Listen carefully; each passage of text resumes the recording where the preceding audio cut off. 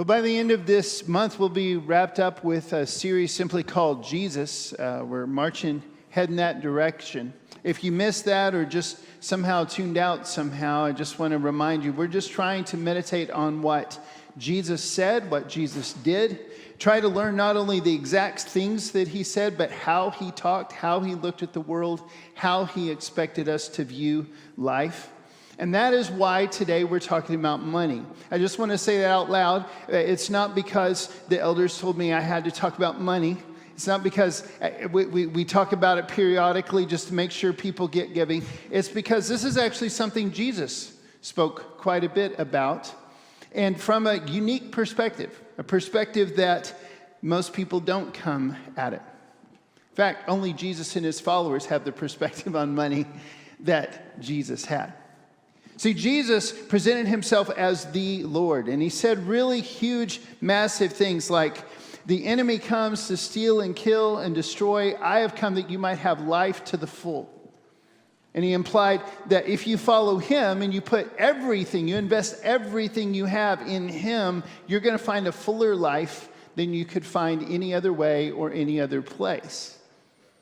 And he said even bolder things than that. I am the way, the truth, and the life. No one comes to the Father except through me. And this is the way that Jesus approached literally everything. And at the heart of anything we're going to say today, that's the message. Jesus is Lord. Would you say that out loud with me real quick? Just those three words.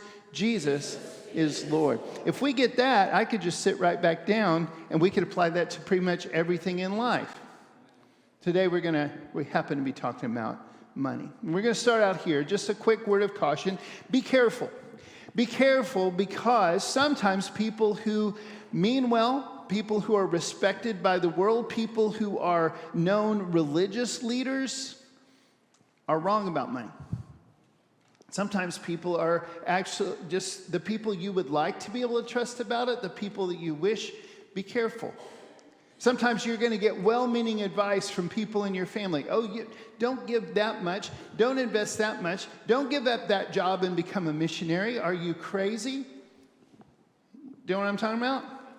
And they're giving it to you out of love, and they're not evil, and there's nothing really bad about what they're saying. It's just the question is Jesus Lord or is someone else Lord?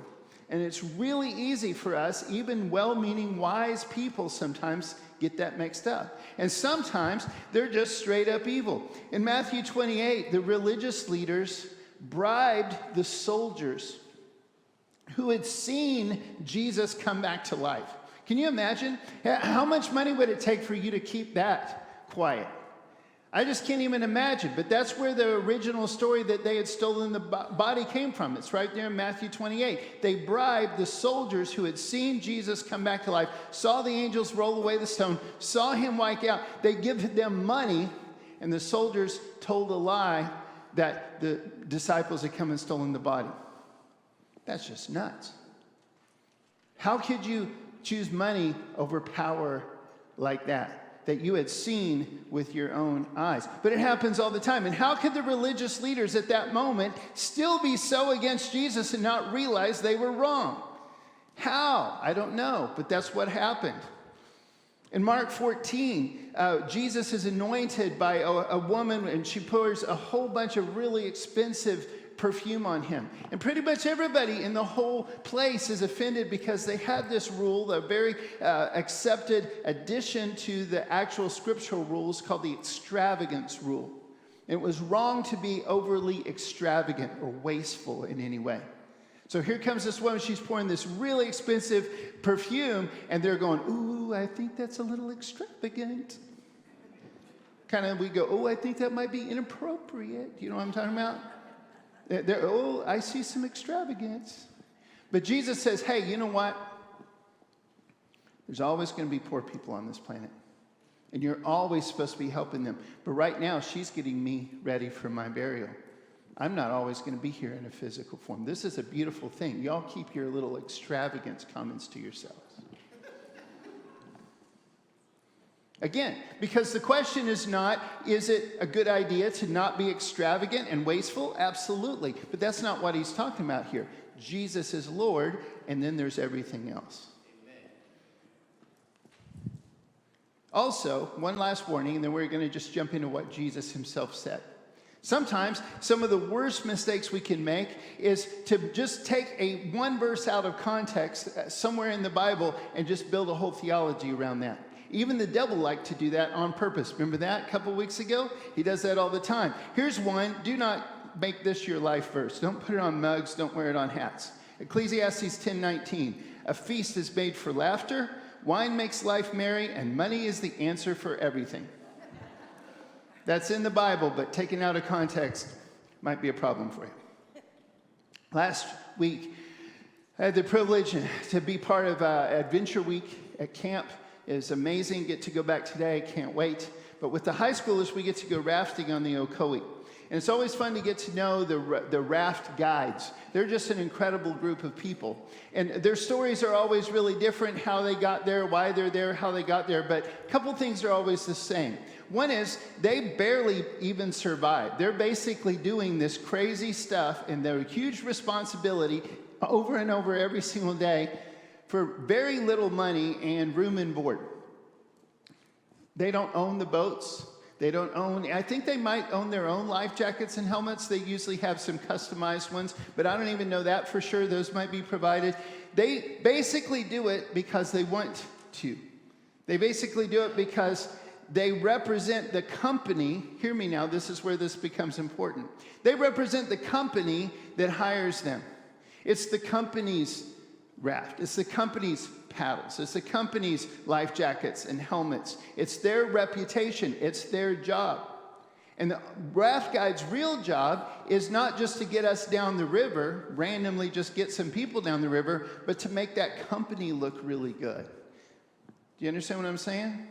What we think about the raft guides and that ride we had is what we think about Raft One, which is a really great company to go with if you ever want to go whitewater rafting. We're like, man, we're doing that again with those guys because they're awesome. The raft guides represent that. And that is how Jesus has set up everything for us, including money. It's not actually our stuff. It's not our life. It's not our body. It's not our house. It's not our time. It's really his. And we just manage it. And however we manage it, kind of says some stuff to the world about Jesus. And that's why it's so important that we get it right. Here's what Jesus said. You can quote this with me if you would. No one can serve two masters. Let's say that one more time. It's actually Jesus' own words. I really want it to stick. Let's say it together. No one can serve two masters. We'll see the whole quote in a second, but here's again the big idea that I see everywhere in everything Jesus said about money. You don't even have to squint that hard sometimes. He entrusts us with everything that we need to do his will. We share and manage it. And if we do it well, he rewards us with the things that money promises but can't really deliver. He gives us true freedom. A true sense of freedom in the world. A true sense of power in the world. And he gives us even more responsibilities that actually matter. They're not just making sure we show up at work every day or making sure we pay certain bills. They actually have eternal consequences. When we're faithful in the little things, he puts us in charge of bigger things. Not necessarily more money, but sometimes even that. When we're faithful in small things, he gives us bigger things to be faithful in. But the problem is, let's just hear it from Jesus himself. No one can serve two masters. Either you will hate the one and love the other, or you will be devoted to one and despise the other. You cannot serve both God and money. I love this little aside that Luke gives us. The Pharisees who loved money heard all this and were sneering at Jesus. This is one of many, many things he said that made them so angry. In Mark, we read this. Later, they sent some of the Pharisees and Herodians to Jesus to catch him in his words. And they came to him and said, "Teacher, we know that you are a man of integrity. You aren't swayed by others because you pay no attention to who they are, but you teach the way of God in accordance with the truth. Is it right to pay the imperial tax to Caesar or not? Should we pay or shouldn't we?" See, even back then they knew that religion and politics get complicated when you mix them together. But Jesus knew their hypocrisy. "Why are you trying to trap me?" he asked. "Bring me a denarius and let me look at it." They brought the coin, and he asked them, "Whose image is this? And whose inscription?" "Caesar's," they replied. And then Jesus said to them, "Give back to Caesar what is Caesar's, and to God what is God's." And they were amazed at him. Pretty good stuff. Little historical note for anybody who cares. Roman money was some of the first money that we still have around and can historically prove that it existed, that actually has people's faces on it. Caesar's portrait was one of the first times people put a portrait on something that represented wealth. Just throwing that out there. In Mark chapter 6, Jesus sent out the 12. And this is another one that sometimes gets taken out of context, because he actually sent them out several times. And at one time he sent them out with 60 others at the same time. There were 72 that time. And he eventually sent out all the disciples, including us. And this was the only time he gave this speech. But on this particular mission trip, in Mark chapter 6, he sent out the 12, and he specified that they could only take a staff and sandals. Nothing else. And he goes this long list: no bread, no bag, no money in your belts. They had to completely depend on the hospitality of wherever they stayed. And if nobody gave them hospitality, they moved on, shook the dust off their feet. Again, this wasn't because it's wrong to have anything except sticks and sandals. Some of us don't even have sandals. Some of us don't have sticks. It's not about the particulars, it's the heart of it all, right? And what Jesus is saying is, I need you to go out on this trip, and I need you to do some stuff for me. You're going to cast out demons. You're going to heal some people. You're going to warn them that I'm coming right behind you. And I need you to completely trust me in this. You're not going to have a backup plan. There's no plan B on this one. You're going to have to trust me, because no one can serve two masters.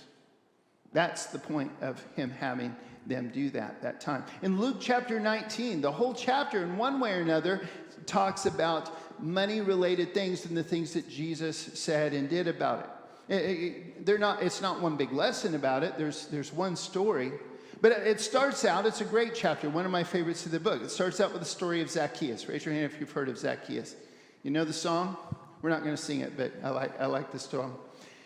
But here's the thing. Zacchaeus was a tax collector. He loved money so much that he had actually started working for the enemy.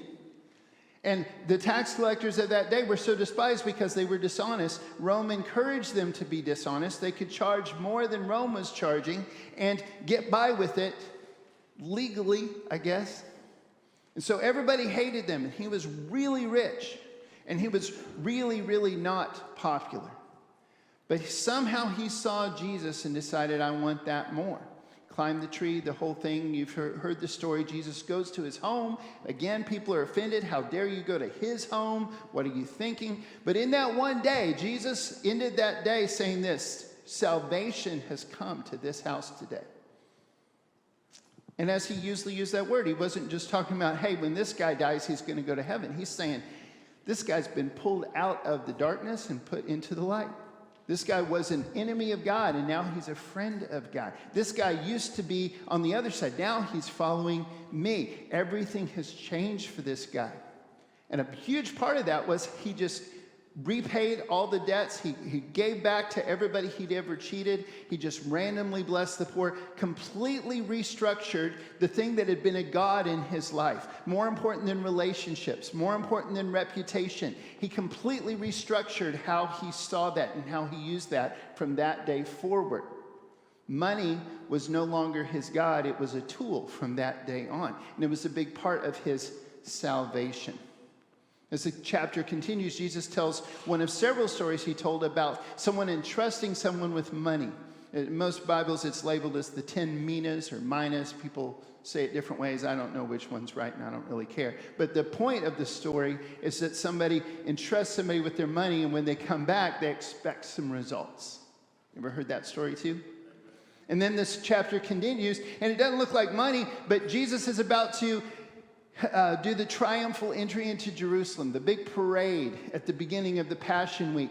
And he basically steals 2 donkeys. I mean, I'm sure he gives them back, but he doesn't buy them. He just says, hey, I need these. And the guy says, sure, anything for you, Jesus. And donkeys were worth a lot back then. That was basically their cars. And he asked for 2 of them. And they're, yeah, go for it. He didn't even say, I'm going to give it back at the end of the day or offer him money. He just said, tell him the Lord needs him. And the guy goes, there you go. Because, again, the point is not how much money this or how much money that, or that money is evil or that money is good. But you can't serve 2 masters. There's Jesus and there's everything else. That's why he cleared the temple as well. Not just because of what they were doing wrong with money. That's all in that same chapter 2. But because they were keeping people away from God. And it just keeps going. The parable of the talents, he makes 2 things very, very clear. One is that God expects us to use what he gives us. And the second is, again, I said this already, I'm saying it again on purpose. The second is, those who are faithful with a few things are rewarded with an opportunity to be faithful in more things. Perhaps money, perhaps responsibility, perhaps a whole bunch of different variations on that theme, but that's how that works. In Matthew 20, he tells a story that almost seems to contradict these messages, but it really doesn't. It's the story of the Vineyard Workers. And the one person goes and he hires a bunch of people early in the morning and they work all day long. You ever remember this story? Raise your hand if you heard this one. And then the next hour, he goes and hires more people, so they work a little less. By the end of the day, right before quitting time, he hires a bunch more people, and he ends up paying them all the same amount. And everybody gets really mad. And he says, don't I have the right to do what I want with my own money? Or are you envious because I'm generous? And we always want to go, so, okay, obviously the guy in control represents God. So and I think it does in this case. I'm just saying, we always need to be careful when we read Jesus' stories. We need to make sure we ask a lot of questions. And I believe the point of this one is not so much how God does certain things. I think it does have a lot to say about we can't save ourselves. I think it has a lot to say that everybody gets the offer of salvation by faith in Jesus Christ, not just us. I think it absolutely says that. But I think it's also saying, how dare we question God why that person has more money than me? Or more talents than me? Or more opportunities than me? Or more whatever else than me? It's his stuff. It's his spirit. It's his world. It's his raft company. We're just the raft guides. Are you with me? Amen. He's in control. Again, no matter what else these stories tell us, we keep seeing this theme. There's Jesus and there's everything else. You can't serve 2 masters. Jesus and anything, including Jesus and money.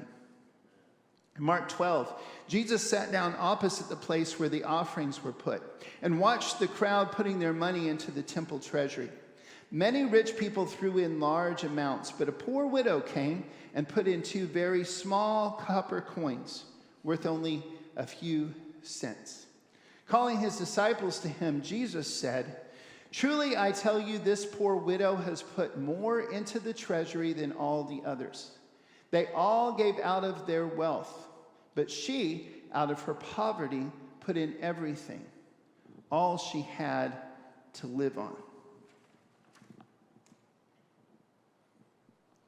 Much earlier, at the home of a guy named Simon, Jesus told this story. 2 people owed money to a certain moneylender. One owed him 500 denarii and the other 50. Neither of them had the money to pay him back, so he forgave the debts of both. Now, which of them will love him more? Simon replied, "I suppose the one who had the bigger debt forgiven." "You have judged correctly," Jesus said. My great-grandpa Pryor, my dad's dad's dad, he had a really dry sense of humor, and whenever people would come over to his house and eat dinner, as if they thanked him as they left, he'd say, "Oh, that's okay. We don't have much, but what we have, we hate to see go just as much as if we had a lot.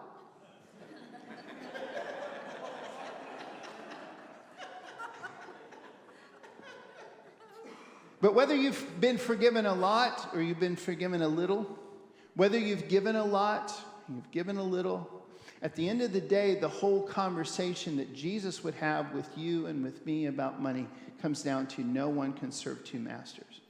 There's Jesus, there's everything else. So, as we start to wrap up this morning, I want to give you some really practical stuff because I know I need it. I think we all need it. I recently went back through Financial Peace University again. Really appreciate that being made available to us. I think anything we can do to honor God with the way we live in any way of our life, that's any area of our life, I think that's something that we need to do. Figure out how we can do it all better. But there's some really practical stuff all throughout the scriptures, and God is actually very consistent with these themes and all the way through Old Testament, New Testament. So really quickly, we're going to just walk through these. Here's some things you see over and over again. One is the idea of the tithe, which is 10% what you have, you give to God. One is the idea of first fruits, which means that whatever you give to God, you give him first. You pay God first, and then you do whatever else. Another thing you see over and over is the idea of offerings, which sometimes we mix up with tithes, but basically in the scripture, offerings is above and beyond the tithe, and it's just sharing with people, being generous with what you have. The 90% that is, quote unquote, yours, even though it's all God's.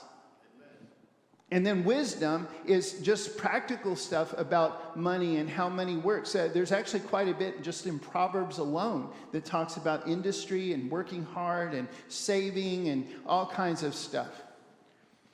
I think it's worth noting that Proverbs 31, the Proverbs 31 woman, how many of you ladies hate that lady? And you know what I'm talking about? She's like the standard somehow. But somehow a lot of people don't notice that lady works outside the home, has a successful business. She's not a stay-at-home mom. I don't know if you ever noticed that, but there's a lot that men could learn about money from the Proverbs 31 woman. Just saying. You might want to go back and check that one out. But here's some things that I know apply to every single one of us. We're going to walk through them together, including a few more things that Jesus said. 1 Timothy 6:10, probably the most misquoted verse in the Bible. For the love of money is a root of all kinds of evil. Some people, eager for money, have wandered from the faith and pierced themselves with many griefs. How many have heard it said this way? Money is the root of all evil. How many have ever heard somebody say that? Okay, that's nowhere in the Bible. That's not what it says. Okay? In fact, that verse in Ecclesiastes I read early almost sounds like that's the opposite of that. This is what it says. It's the love of money that is a root of all kinds of evil. And the reason is not the money, it's because there's one Lord and there's everything else, and money is in the everything else category. Ecclesiastes 5:10, Old Testament. Whoever loves money never has enough. Whoever loves wealth is never satisfied with their income. This too is meaningless. I don't personally ever waste time with Forbes magazine. It has nothing to do with my life. But I know that there are people that are making like $38 billion a year, and they're looking at it going, I'm only number 3. Why can't ever I get to number what? You know what I'm saying? And you're like, God, seriously? But that's what that's talking about. Psalm 15, it's a psalm about how do you approach God? What does holiness look like? If you live totally set apart from the rest of the world and you're actually walking in the way God wants, what does that look like? And it says this, Lord, who may dwell in your sacred tent? Who may live in your holy mountain? The one whose walk is blameless, who does what is righteous, who speaks the truth from their heart, whose tongue utters no slander, who does no wrong to their neighbor and casts no slur on others, who despises a vile person but honors those who fear the Lord. By the way, that word despises, I got to pause for a second. Doesn't mean you just hate, that vile person. That's not what it's about. It's the opposite of honor. That person gets no respect from me. This person does. The vile person doesn't get my respect, even if they're rich, even if they're famous. If they got there by being vile, good luck to them. I honor those who fear the Lord. Does that make sense? That's what that's talking about. It doesn't mean you hate them.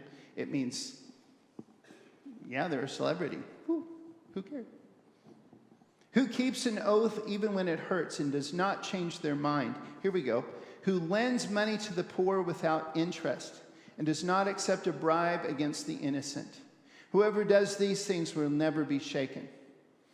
And this is another one that sometimes is misunderstood. It's not wrong to charge interest. That's a legitimate business. It's talking about abusing the poor by charging them high interest. Kind of like those cash now businesses around town. Sorry if you're watching. We love you too, but you should repent. I'm serious. When you take advantage of people and where they are and you abuse them using money or using anything else that you've been entrusted with, that's just wrong. And that's what it's saying. It's not wrong to charge interest. It's wrong to abuse the poor. You see it by example as well. When Melchizedek, king of Salem, brought out bread and wine, this is Genesis 14. Abraham has just fought this huge battle that God gave him the victory, and he's excited, and he goes to this priest named Melchizedek. He was the priest of God Most High, and he blessed Abraham, saying, "Blessed be Abraham by God Most High, creator of heaven and earth. And praise be to God Most High, who delivered your enemies into your hand." And then Abraham gave him a tenth of everything. Also in Genesis. Then Jacob made a vow, saying, this is the night he spent the night with a rock as a pillow, and he saw the angels ascending and descending. Ever heard that story? Okay, here's his prayer. Kind of a selfish prayer, actually. He's still kind of a jerk at the beginning of this story arc. Jacob's not a good guy yet. But here's his prayer. If God will be with me and will watch over me in this journey I am taking and will give me food to eat and clothes to wear so that I return safely to my father's household, then the Lord will be my God, and this stone that I have set up as a pillar will be God's house, and of all that you give me, I will give you a tenth. They're not making this up. This was already something that was happening. People just knew that was part of God's plan already. Deuteronomy 14:22-23.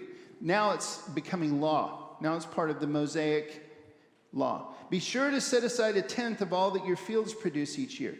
Eat the tithe of your grain, new wine, and olive oil, and the firstborn of your herds and flocks, in the presence of the Lord your God, at the place he will choose as a dwelling for his name, so that you may learn to revere the Lord your God always. I love this. I wish that it could be more like this. When they gave the tithe, they actually just brought a tenth of it, and it had to be all used up and shared that day. It was part of their worship. They didn't just give money. They actually said, well, 90% is going to be over here, but here's 10%. Who's hungry? That's pretty cool. Malachi chapter 3, it says this, I, the Lord, do not change. Bring the whole tithe into the storehouse, that there may be food in my house. Test me in this, says the Lord Almighty, and see if I will not throw open the floodgates of heaven and pour out so much blessing that there will not be room enough to store it. And Jesus is talking about all of these things. The righteousness in Psalm 15, the idea of the tenth, the whole thing. He's talking about all of this when he interacts with the Pharisees here.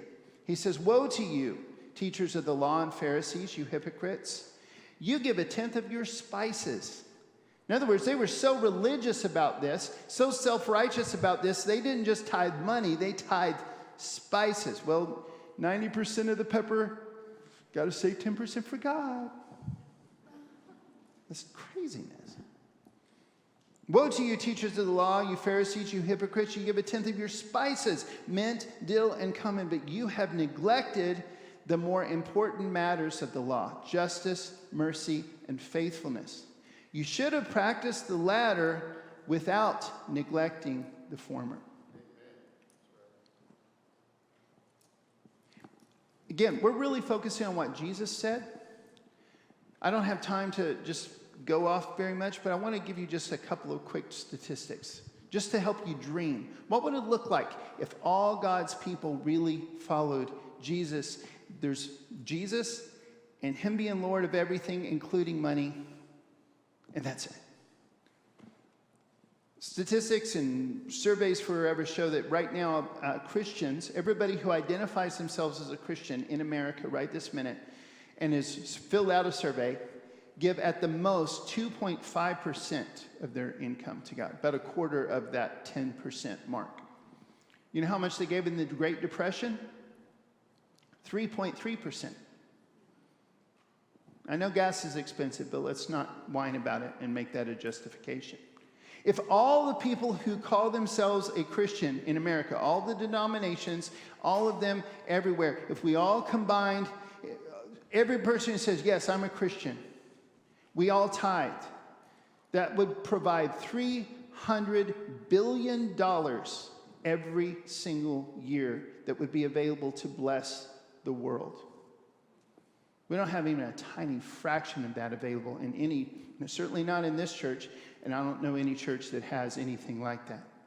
Did you know that just $15 billion, and I say just, that's a lot of money, but compared to 300, it's nothing. $15 billion would eliminate homelessness in America.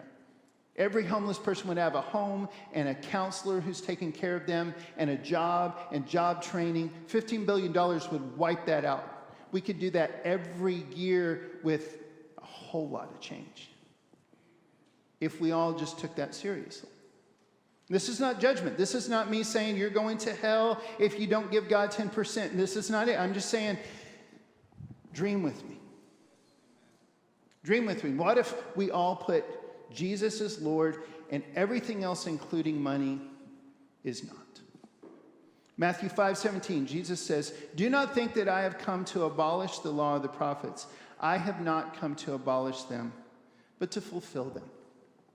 And that is the hope. We're not saved because we give. We're not saved because we serve. We're not saved because we're earning our way into heaven someday. We're not saved because we avoid certain sins or because we do certain things. Thank God, because none of us ever could get there. Thank God we're saved because of Jesus. But please, brothers and sisters, not just in the area of money, may we never forget that Jesus saves us out of sin and into righteousness and holiness. Out of being his enemies and into being his friends. Out of trying to be on our own and make sure we get enough money and power so that we can get what we want and feel free, and into trusting him to take care of us. Out of trying to buy our own little rafts and start our own little business side by side with 1,000 other people and just saying, hey, I work for these people, but my goodness, what a great way to live my life. That's what it means. And I hope that this morning, whether it's a money decision or any other kind of decision, that you're willing to make that choice today. To let Jesus be your master. One master. The master over everything.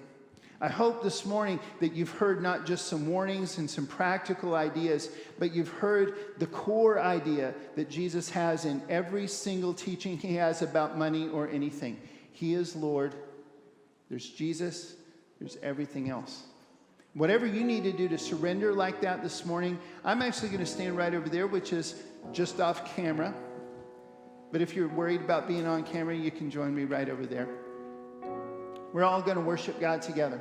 And I invite you to do whatever business you need to do with him.